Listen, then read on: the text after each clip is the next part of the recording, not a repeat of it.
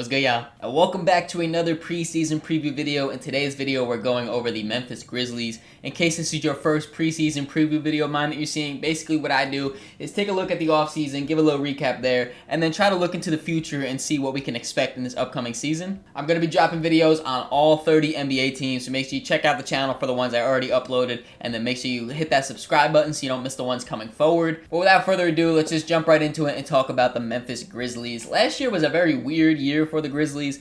They finished off as the 8th seed, going 48-34. But I say it's weird because for majority of the season, especially in the beginning of the year, they looked really, really good. They were the number 2 seed for a long time too. And then pretty much like as the calendar turned, like right after that All-Star break, everything just kind of went downhill and they slowly started falling in the standings. And then again, they ended up being the 8th seed. They lost to the Warriors in the first game of the play-in. Then they beat the Dallas Mavericks in order to make the playoffs as the 8th seed. And then, of course, they got swept by the OKC Thunder. Ja also missed about 30 games with injury, and then he got hurt again in the playoffs.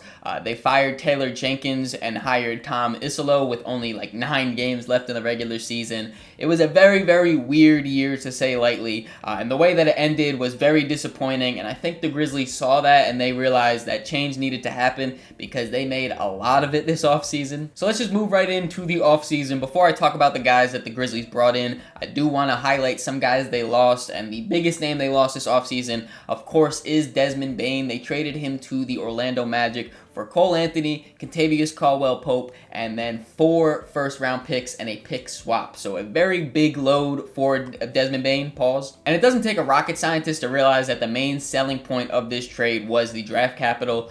Cole Anthony already got waived and is on his new team, the Milwaukee Bucks. And then Kentavious Caldwell-Pope, we'll talk a little bit more about him in a second, but he obviously is not near the caliber player of Desmond Bane, so they are losing some of their talent that they have right now in order to bring in draft capital. And that was a little bit weird for me. Like, obviously, you just look at the value-wise, they got good value getting back almost 5 first-round picks for Desmond Bane. But when you're a contending team and you're trying to win, when you make these trades that you just objectively lose talent, it just does make me scratch my head a little bit. Desmond Bane was a huge part of the Grizzlies' offense. When Ja Morant was not on the court, he was their main perimeter creator. He was one of their best three-point shooters as well in volume and in efficiency. I'm sure you guys don't need me to tell you that the Grizzlies will be missing Desmond Bane in his production this year. It takes a little bit more time to see like what they do with this draft capital before I can fully make a judgment on this trade. Definitely a little weird, but objectively, they got good value for Desmond Bane. That wasn't the only trade they made, though. They also traded away Jay Huff to the Indiana Pacers in exchange for 2 second-round picks. This also was a little bit weird to me because I think Jay Huff is a great underrated center to be your backup. He can stretch the floor, block shots, solid player. And they also had him under contract for the next few seasons, so it was a little bit weird for me, but they get back a little bit more draft capital here, 2 second-round picks. The value of second-round picks is a little bit weird, but when you specifically look at the Grizzlies, they're on a hot streak of drafting really good second-round picks between Jalen Wells, Gigi Jackson, Vince Williams.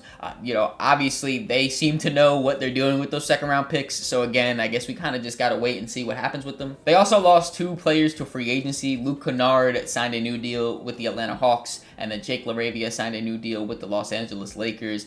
Both of these guys, more specifically Luke, brought a lot of three-point shooting to the Grizzlies. They were very good at just spacing the floor, some wing depth. And both of these guys will be on new teams coming forward. Now that we know who they lost, let's take a look at who is coming to Memphis this season. Starting off with Kentavious Caldwell-Pope, like I mentioned, he was the main player in the Desmond Bane trade, and I do think that he could be very productive for the Grizzlies. Even though KCP's coming off a very bad season for his standards, he still has shown for years now that he is a good three-point shooter and he is a good defender. Both of those things are super important if you want to build a competitive team, and I think that he'll be able to replace some of the perimeter defensive intensity that the Grizzlies have been missing, honestly, since like Dylan Brooks left the team. KCP is a super physical defender. He is a great chaser. He's great at getting around screens and just sticking to whoever he's guarding. So I think that's going to be really impactful, along with hopefully his bounce back season for 3. The Grizzlies were also active in free agency. They went out and signed Ty Jerome to a 3-year, $28 million deal. So he'll be making a little bit over $9 million a year for the next few seasons. I really think that Ty Jerome's poor play in the playoffs really tanked his value this free agency, because I thought he was going to sign for a little bit more than $9 million a year. I thought he would at least be around that like $12 to $15 million a year salary.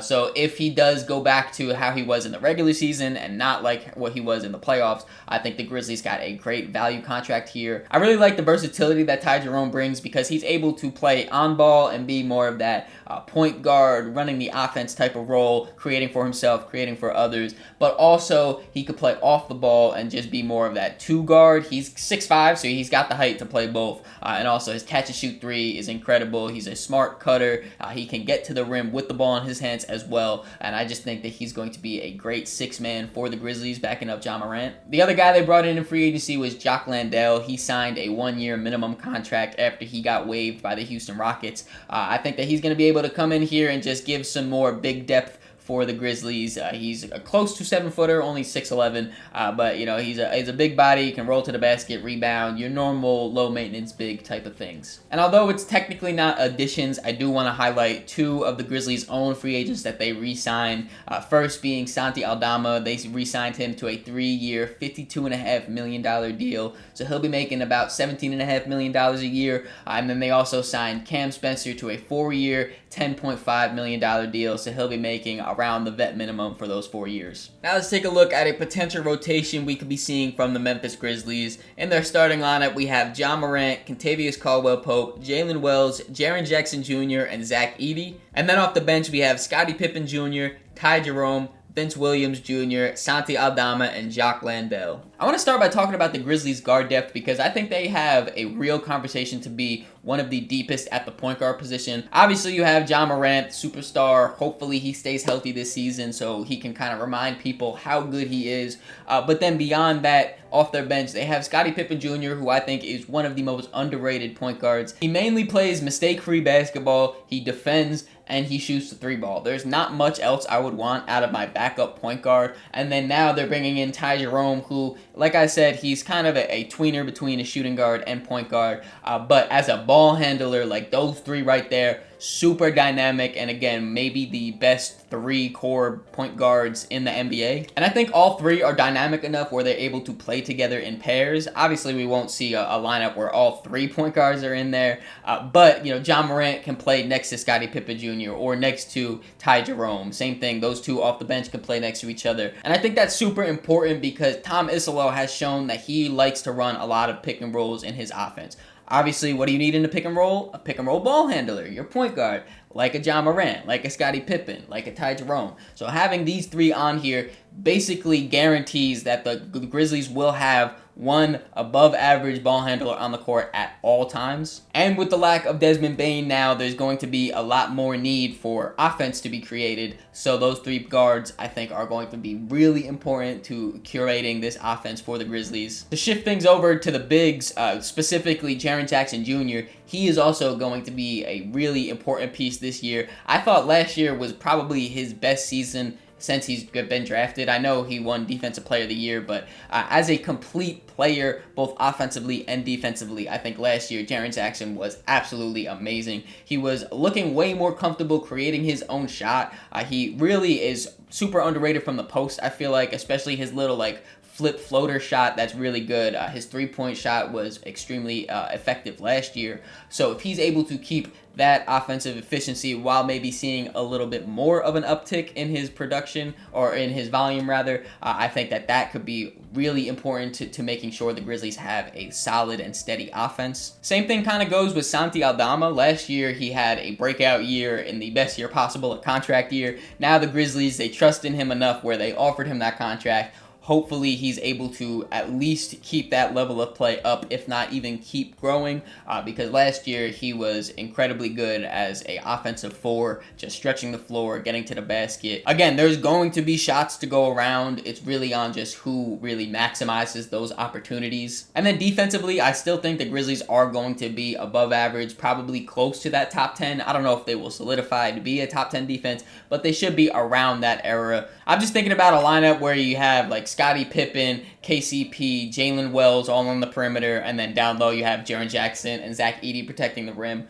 I don't know how you're really going to get fluid offense through that, with all of the length, the grittiness, the hands in the passing lanes. Like, they could be really dangerous defensively. To me, it really does come down to if they're able to replace what Desmond Bane did offensively, especially in some of those games where Ja Morant misses, because obviously the last few years, pretty much his whole career basically, Ja Morant has missed some type of time throughout the year. I'm hoping that he has a super healthy year, plays all 82 and everything's great, but unfortunately, that's kind of just what's been following him around as a player. And if he is out, and plus they're missing Desmond Bane already, I could just see the offense getting really sluggish at times. And before we move on, I do want to just highlight some notable reserves that didn't make my potential rotation. Starting off with GG Jackson. I'm still pretty high on GG. I know he had a super terrific rookie year, and then last year was dealing with some injuries, and when he was actually playing wasn't anything crazy. I still think he has a lot of promise. He's still super young, I believe only 20 years old still,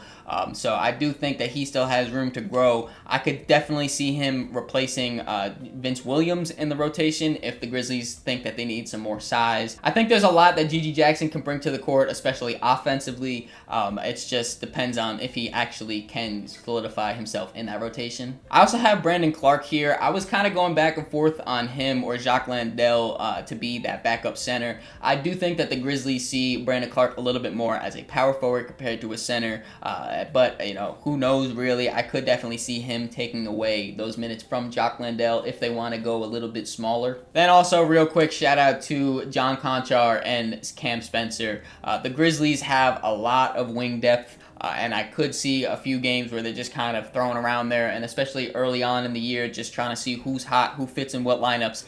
These guys I could see having a potential rotational spot. I just don't know if they will for sure. And now it is time to go over the ceiling, floor, and my expectations for the Memphis Grizzlies. Starting off with their ceiling, I could see them being as high as the 5th seed. This would be a situation where Ja Morant is healthy for pretty much the entire year, back at that all-star level of play, that all-NBA level of play, leading this team.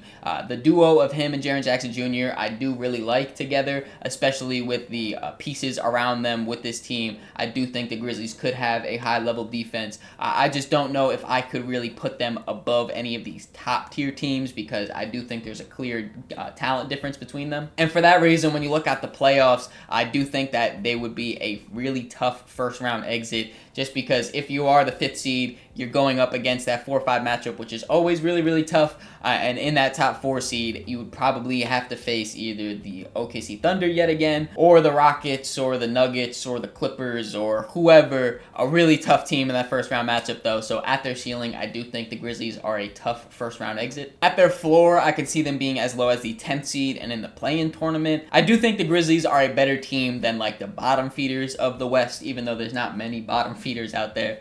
I do just think that their lack of offensive creation could be an issue with the loss of Desmond Bane. So this is more of a situation where that becomes more prominent. And then when you look at their postseason being the 10th seed, they would have to win 2 play-in tournament games to make the playoffs. I don't know how likely that would be in the super tough Western Conference. So at their floor, they are play-in losers. When you look at my expectations for them, though, I do expect them to be a play-in team, but on that upper half of the bracket, I have them as the 8th seed. And in that case, I definitely think that they can win 1 of 2 games to make the playoffs. So I do have them as playoff games, or I expect them to be a playoff team. But again, when you look at that first round matchup going up against the 1st seed or the 2 seed, I don't think that's going to happen, so I expect them to be first-round exits. What do you guys think, though? Let me know in the comments below where you expect the Grizzlies to land this year in the standings and then in the postseason. I feel like they're one of the more interesting teams out West, and they have a pretty big range, so let me know what you guys think in the comments below. Hope you guys enjoyed this video. If you did, make sure to leave it a like, subscribe so you don't miss the next one. In the description, there's links to all my social medias, so make sure you follow me on all those to keep up to date with me. Catch y'all.